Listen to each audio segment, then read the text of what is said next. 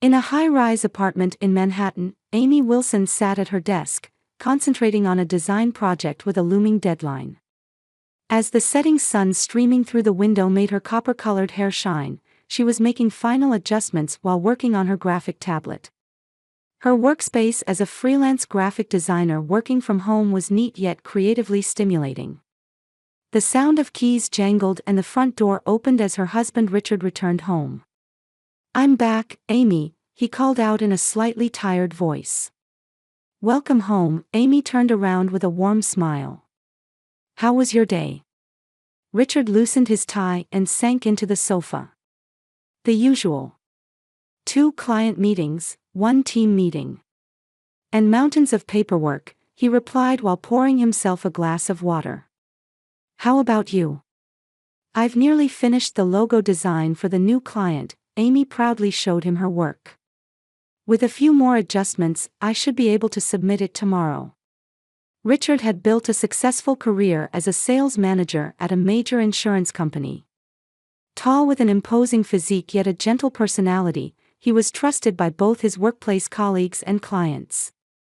He had met Amy 5 years ago at a party hosted by a mutual friend and fell in love at first sight.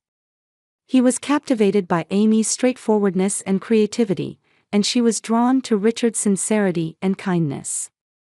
Their married life was generally smooth. While cherishing their careers, they occasionally discussed having children in the future. The only shadow over their relationship was Richard's mother, Beverly. "Oh, by the way, Mom called," Richard said casually, missing how Amy's expression slightly clouded. "She was talking about your birthday next week. She says she has a special gift for you." Amy tried to maintain her smile. "How thoughtful of her," she said with a faint tension in her voice. It had been 15 years since Beverly lost her husband, John. While outwardly elegant and sophisticated, she possessed a sharp intellect and strong will beneath the surface. Her only son Richard was the center of her life, and she believed no one could take her son's affection away from her. From the beginning of Richard and Amy's marriage, Beverly had been cold toward Amy. While acting polite on the surface, it was clear to Amy that Beverly saw her as the woman who stole her son. Through small criticisms, sarcastic remarks, or overly kind gestures, Beverly always found ways to make Amy uneasy. "Mom really seems to want to improve her relationship with you," Richard said in a hopeful voice. "This gift might be a sign of reconciliation." Amy suppressed a sigh. Richard always tried to see the best in his mother. It was one of his virtues, but sometimes it blinded him. "Perhaps," she answered. "Did she tell you what the gift is?" "She said it's a secret. But she mentioned, you'll be surprised." Amy smiled despite her anxiety. Beverly's surprises usually made her uncomfortable in some way. But for Richard's sake, she continued to maintain her composure. "I'm looking forward to it," she said. On her birthday, relatives and friends gathered at Amy and Richard's home for an intimate party. Though nervous, Amy felt reassured being surrounded by friends in her own apartment. Around 3 in the afternoon, the doorbell rang, and when Richard opened the door, there stood Beverly. With perfectly set silver hair and dressed in an expensive tweed suit, she exuded the dignity of a queen. "Thank you for coming," Richard embraced her. "Of course I'd come. It's Amy's special day," Beverly replied smoothly and turned to Amy. "Happy birthday, Amy." She kissed her on the cheek. The scent of her perfume was strong and almost suffocating. "Thank you, Beverly," Amy replied politely. "Now, everyone," Beverly raised her voice to capture the attention of the entire room. "Let's all go outside to see my gift for Amy. Everyone come along." People followed her with curiosity and went out to the street in front of the apartment. There, a brand new red Mercedes-Benz S-Class was parked, gleaming in the sunlight. Amy gasped. It was undoubtedly a magnificent car.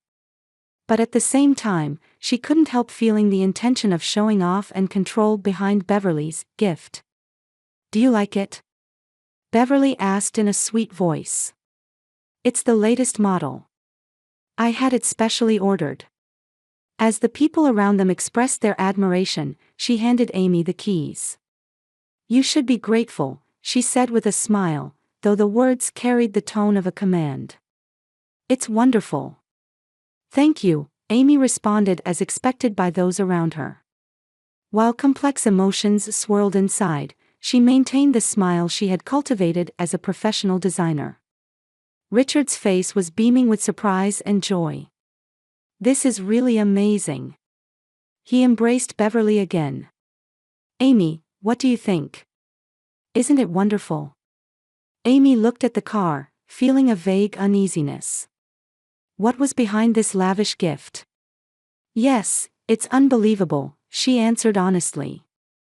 Indeed, it was unbelievable that Beverly Wilson would give something without expecting anything in return. A week after the birthday party, Amy returned from shopping in her compact car and looked up at the gleaming red Mercedes-Benz parked next to her in the apartment parking lot. That car, which she had never driven, continued to shine like a red warning light at the corner of her vision. Carrying heavy shopping bags in both hands, Amy headed toward the elevator and thought. Richard had already asked several times about why she wasn't using his mother's gift. Each time, she had made excuses like, my current car is fine, or, it takes time to get used to it. She couldn't tell him the real reason. She didn't believe this gift came from genuine goodwill. Back in the apartment, there was a message from Richard on the answering machine. I'll be late tonight. I have a dinner with clients.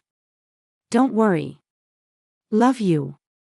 Amy put down her shopping bags and looked down at the red Mercedes through the window. She thought this was her chance. I have time to check out that car. Determined, Amy went back down to the parking lot. She took out the keys and approached the car. After making sure there were no eagle-eyed surveillance cameras, she didn't think Beverly would go that far, but just to be safe, she opened the driver's door. Sitting inside, the smell of luxury leather hit her nose.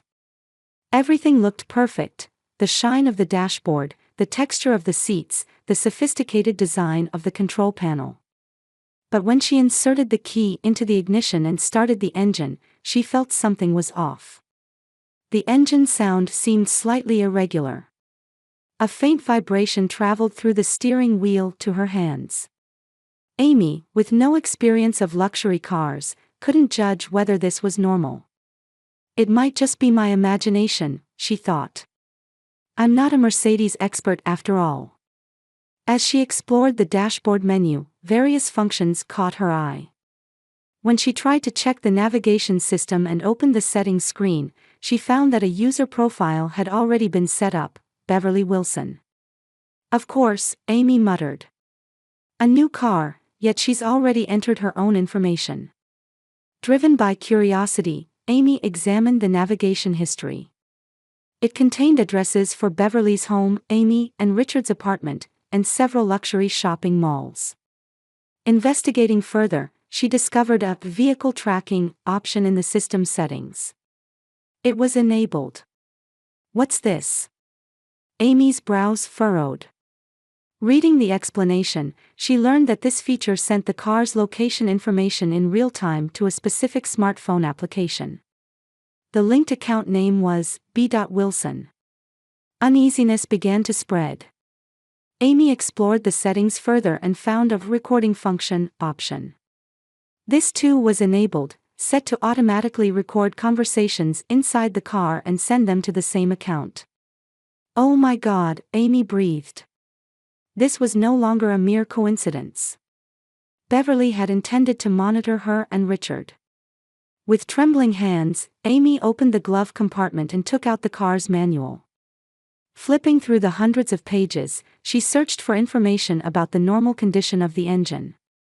It stated, the S-Class engine is especially known for its quietness, with almost no vibration felt at idle. The vibration she had felt was clearly abnormal. Amy listened carefully to the engine again. Indeed, a slight irregular sound could be heard. To investigate further, Amy took out her smartphone and searched for Mercedes-Benz S-Class engine abnormality. Reading several forums, she learned that engine troubles could lead to serious problems. Next, she checked the vehicle information screen on the dashboard to verify the car's history. What she discovered was shocking. This car wasn't new, the sale date was 6 months ago. "This can't be," Amy said aloud. Beverly had claimed it was the latest model, and that she had specially ordered it. To investigate further, Amy noted down the car's VIN and accessed an automobile history report service on her smartphone. After paying the fee with her credit card and downloading the report, the terrible truth was revealed. The car was actually used and had an accident history. The previous owner had an accident on the highway, causing serious damage to the front end. It had been repaired, but crucial parts of the engine hadn't been completely restored. The report warned, potential for serious problems during long-distance or high-speed driving. Amy's hands trembled. This wasn't just a generous gift. Beverly had given her a dangerous car and intended to monitor her movements. In the worst case, this car could involve Amy in a serious accident. She turned off the engine and got out of the car. As the cool night air caressed her face, Amy thought about how to tell Richard about this horrifying discovery. He deeply loved his mother. Would he believe such a conspiracy? Back in the apartment, Amy decided to start gathering evidence. She took photos, printed the report, and captured screenshots of the recording function and tracking system settings. She would need irrefutable evidence to show Richard the truth. That night, lying in bed, Amy stared at the ceiling. Now that she knew the true purpose of Beverly's gift, she had to act to protect herself and her husband. But she still needed to proceed cautiously. She had to find a way to escape this dangerous situation without hurting Richard's feelings. On a weekend morning, Richard stood by the window with a coffee in hand, looking down at the parking lot. His eyes fell on the red Mercedes-Benz bathed in the morning sunlight. He took a slow sip of coffee, deep in thought. "It's strange," he turned to Amy, who was sitting on the sofa. "It's been 2 weeks since we received that car, and you haven't driven it once." Amy looked up from her laptop screen and chose her words carefully. "Yes, I still need time to get used to it. Mom has been calling almost every day." Richard sat down on the sofa next to Amy. Asking, "Does Amy like the car? Is there any problem? She seems concerned." Amy took a deep breath. For the past few days, she had been calculating the timing to tell Richard the truth. The evidence she had gathered was irrefutable: the car's accident history, the engine problems, and most terrifyingly, the surveillance system installed in the car. But considering Richard's relationship with his mother, bringing up this issue was difficult. "Beverly probably thinks I'm happy with the car," Amy said cautiously. "But you're not, are you?" Richard looked straight into Amy's eyes. "There's something you're not telling me. Lately, you've seemed uneasy, and even more tense when it comes to my mother." Amy clenched her jaw. "Richard, there's a problem with that car." "A problem? What kind of problem?" "It's easier to show you than explain." Amy stood up. "Let's go to the car." They descended to the parking lot in silence. Amy's heart was pounding. She understood that what was about to happen might change Richard's life forever. Standing in front of the red Mercedes in the parking lot, Amy took out the keys. "Get in and see for yourself," she said. Richard, with a skeptical expression, opened the driver's door. "What exactly am I looking for?" "Start the engine first," Amy said as she sat in the passenger seat. Richard inserted the key into the ignition and started the engine. He wasn't a driving expert, but he had opportunities to ride in luxury cars for work and knew the normal condition of a Mercedes-Benz S-Class. His expression began to cloud. "The sound is strange," he said. "I can feel vibrations too." "Yes, that's not the sound of a new car," Amy said. especially for a luxury car. Richard placed his hand on the steering wheel, frowning as he felt the subtle vibrations of the engine. It's definitely off. But Mom said it was new. Let's start with that. Amy took out her smartphone and opened the vehicle history report she had saved. Look at this. Richard took the smartphone and stared at the screen. Amy could see the color draining from his face. This is. His voice trembled. This car has an accident history. And it says it was sold 6 months ago. Yes, it's not a new car, but a used one that's been repaired after an accident, Amy said quietly. Important parts of the engine weren't properly repaired. It's dangerous for long-distance driving. Richard looked at Amy with disbelief. How could this happen? That's not all. Amy reached for the dashboard screen and opened the navigation system settings. Look at this. The settings screen displayed Beverly Wilson profile with vehicle tracking and voice recording enabled. Richard's expression froze. This is. He stumbled over his words. This is a surveillance device. Yes, all conversations in this car are set to be recorded and sent to Beverly's account, Amy said. And the car's location information is constantly being sent to her smartphone. Richard's hands fell from the steering wheel onto his knees. He stared out the window, seemingly trying to organize his thoughts. Why would Mom? He was at a loss for words. Amy took her husband's hand. Richard, I don't want to accuse Beverly. But this is clearly intentional. Giving an accident car disguised as new, and monitoring our movements and conversations. Anger began to color Richard's face. This is unacceptable. It's clear that Mom lied. But I can't believe it. Why would Mom do something like this? I don't know that either, Amy answered honestly. But this car isn't safe, and our privacy is being violated. I think we should have it examined by a professional. Richard turned off the engine and sighed deeply. Let's take it to an independent repair shop immediately. Without telling Mom anything.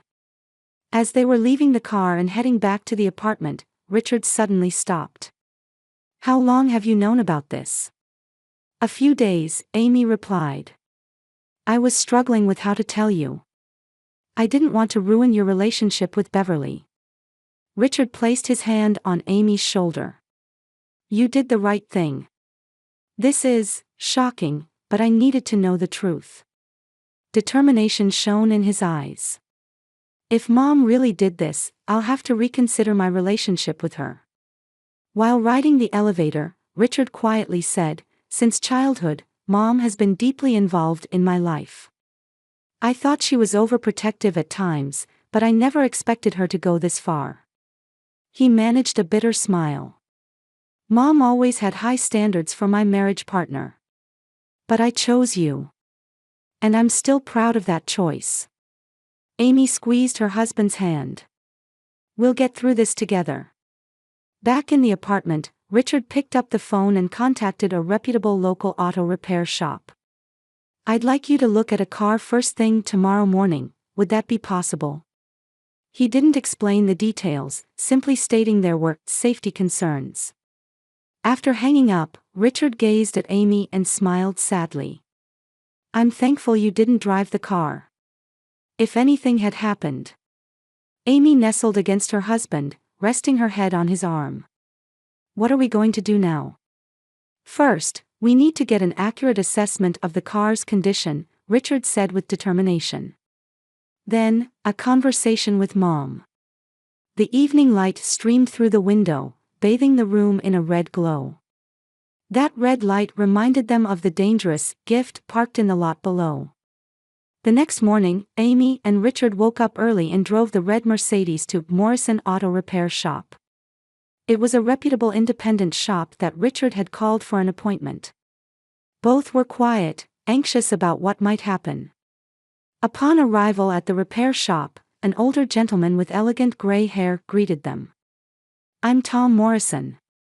The one you called, he said, extending his hand. Richard Wilson. And this is my wife, Amy, Richard responded nervously. We're concerned about this car. Morrison studied the red Mercedes with dignified eyes. What symptoms are you experiencing? The engine sound is odd, Amy explained. And we'd like to confirm if this is really a new car. Morrison raised an eyebrow but asked no further questions, getting straight to work. Let's start with a computer diagnosis. Then we'll take a closer look at the engine. Amy and Richard waited in the shop's office space. Coffee cup in hand, Richard stared out the window. I can't believe my mother would do something like this, he finally spoke. Especially something that would put your safety at risk. Amy placed her hand over his. We can't say anything for certain yet. Let's wait for Mr. Morrison's diagnosis. About an hour later, Morrison returned to the office. His expression was grim, and he held a detailed diagnostic report in his hand. I have something I need to tell you both, he said as he sat down. This car is not new. It's been at least 9 months since manufacture. Richard leaned forward. And the condition of the engine? Morrison sighed deeply. To be frank, it's dangerous. The engine mounts have been improperly repaired, and several critical components aren't original parts. With high speed or extended use, the engine could completely fail. In the worst case, it could stop while driving, potentially causing a serious accident. A chill ran down Amy's spine. This was exactly what she had suspected. Morrison continued, I also found unusual electronic devices in the car. He produced another document. A surveillance device linked to the navigation system. It's quite sophisticated, not something an amateur would install. The color drained from Richard's face. So it was deliberately installed. Without a doubt, Morrison nodded. These kinds of devices aren't typically installed by used car dealerships. Someone must have specially ordered it. Amy saw Richard's expression harden. There was a complex mix of anger and sadness there. Thank you, Mr. Morrison, Richard said quietly. Could we have this in writing? The detailed diagnosis and its dangers. Morrison showed understanding. I also recommend leaving the car here until you decide what to do with it. It shouldn't be driven in this condition. After leaving the keys with Morrison and riding the elevator back, Richard suddenly punched the wall. Why? His voice trembled with anger and sadness. Why would Mom do something like this? Amy embraced her husband. She had no answers. She could only support his wounded heart. I need to see my mother, Richard said in a voice of firm resolve. Right now. That afternoon, Amy and Richard headed to Beverly's luxury apartment. In the car, Richard maintained silence, and Amy didn't disturb his thoughts. Upon arriving at Beverly's building, a doorman greeted them in the entrance hall. Mr. and Mrs. Wilson, welcome, he said cheerfully. Shall I announce you to Mrs. Wilson? No, it's a surprise, Richard forced a smile. Mother will be delighted to see us. They took the luxurious elevator to the top floor and stood in front of Beverly's penthouse door. Richard rang the doorbell, and soon Beverly herself opened the door. Richard. Amy. What a lovely surprise, she said, feigning delight. However, her eyes quickly noticed the stern expressions on their faces, and her smile faded. Is something wrong? Let's talk inside, Richard's voice was cold. Beverly anxiously led them to the living room. Shall I make some tea? No, thank you, Amy quietly replied. Once the three were seated on the sofa, Richard took out Morrison's diagnostic report. Mom, we need to talk about the car you gave Amy as a present. Beverly tensed momentarily but quickly composed herself. That wonderful car. Did Amy like it? You said it was new, Richard looked straight into her eyes. Of course, Beverly smiled. I specially ordered the latest model. Richard placed the diagnostic report in front of her. That's a lie, his voice trembled. It's not a new car, but a used one with accident history. The engine is in a dangerous condition and could cause a serious accident during long-distance driving. Beverly's expression froze for a moment. That can't be. I bought it from an authorized dealer. That's not all, Amy said quietly. Surveillance devices have been installed in the car, set to record all conversations and send them to your smartphone. Beverly's face changed color. That's ridiculous, she stood up. I just wanted to give a nice present. Richard also stood up, facing his mother. Enough, Mom. All the evidence is right here, he produced additional documents. These are the car's purchase records. You bought this car from a used car dealer and had surveillance devices installed after it was repaired. The color drained from Beverly's face. She collapsed back onto the sofa and remained silent for a while. Finally, she looked up. There was a coldness in her eyes that they had never seen before. You deserve a better woman, she said to Richard. This woman is manipulating you. Mom. Richard could no longer contain his anger. Amy is my wife. And you're the one who put her life in danger. That car is perfectly safe, Beverly argued. It might have some issues, but nothing fatal. Not fatal. Amy said in disbelief. Mr. Morrison said the engine could stop while driving at high speed. So what? Beverly's voice suddenly turned cold. I just wanted to eliminate her, making it look like an accident. A terrible silence fell over the room. Richard stared at his mother, trying to comprehend her words. You tried to kill me. Amy's voice was faint. Beverly shrugged. I didn't think that far. I just thought you might get scared and stop driving the car. Then it would become Richard's. She smiled at Richard. It was for you, son. Richard's face showed horror and disgust. This is the end, Mom, he said in a trembling voice. Our relationship ends here. Richard. Beverly hurriedly stood up. You're my only son. You'd abandon me for this woman. Amy is not this woman, Richard said quietly but firmly. She is my wife and my life partner. And now that you've tried to hurt her, I can no longer call you mother. Beverly's face contorted. You'll regret this, she threatened. She's not worthy of you. Goodbye, Mom, Richard took Amy's hand. Don't contact us. We'll talk through lawyers. As they headed for the door, Beverly threw out a final remark. I just wanted to protect you, Richard. But Richard didn't look back. As they got into the elevator and the doors closed, he let out a long sigh. It's over, he said in a tired voice. Amy rested her head on her husband's shoulder. Are you okay? No, not at all, Richard answered honestly. But things will get better from now on. He squeezed Amy's hand. Let's get through this together. As they left the building, a soft sunset embraced them. 1 year later, Amy and Richard were having breakfast in the backyard of their new suburban home. The gentle morning light illuminated the flowers in the garden, and the chirping of birds sounded pleasant. More coffee? Richard asked, pot in hand. Thank you, Amy smiled and held out her cup. Her rounded belly told of the new life growing within her. Their daughter was due to be born in 2 months. Richard gently placed his hand on his wife's belly, smiling at the faint movements he could feel. Full of energy.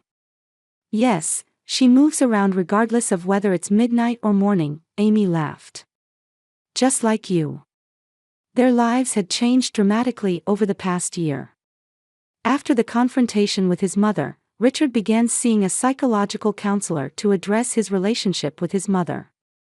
Understanding the boundary between a mother's love and control wasn't easy, but therapy was helping him gradually overcome past suffering. They had moved into their new home 6 months ago.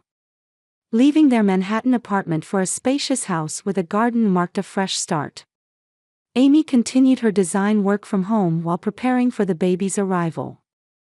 Richard worked at the same company but had begun to prioritize work-life balance. "I'll finish painting the baby's room this afternoon," Richard said while taking a bite of toast. The combination of lilac and cream was a brilliant idea. "As a designer, I pride myself on it," Amy winked. "That room will be perfect." Their conversation was interrupted by the ringing of the phone.